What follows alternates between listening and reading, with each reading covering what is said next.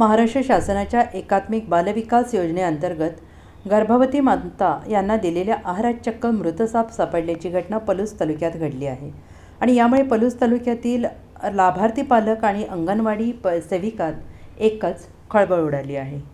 याबाबत अधिक माहिती अशी की महाराष्ट्र शासनाच्या वतीनं एकात्मिक बालविकास योजनेअंतर्गत गर्भवती माता आणि 6 महिने ते 3 वर्ष लहान बालकांना पोषण आहार गेली अनेक वर्ष पुरवला जातो।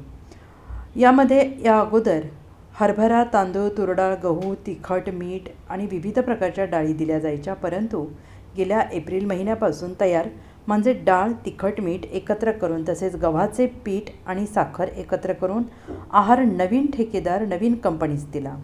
नुकताच एप्रिल आणि मे महिन्याचा पोषण आहार पलूस येथील केंद्रावर पोहोच करण्यात आला। तो तत्परतेने संबंधित लाभार्थी यांना संपर्क करून आहार घेऊन जाण्यास सांगितलं। काही लाभार्थ्यांनी सदर आहार घरी घेऊन गेल्यानंतर तेथील कृषीनगर अंगणवाडी क्रमांक 116 येथील लाभार्थी माजी सैनिक सुभाष निवृत्ती जाधव यांनी आपले नातू शिरीष याच्यासाठी आहार घरी नेला आणि ते पॅकिंग फोडलं असता त्या पिशवीत चक्क लहान आकाराचा मृत अवस्थेतील साप आढळला। त्यांनी तात्काळ संबंधित अंगणवाडी सेविका यांच्याशी संपर्क साधला।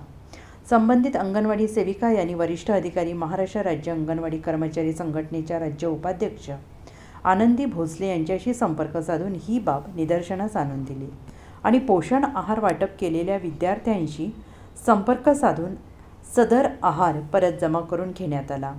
पलूस परिसरातील अंगणवाडी सेविकांनी मीटिंग घेऊन सदर आहार न वाटण्याचा निर्णय घेतला।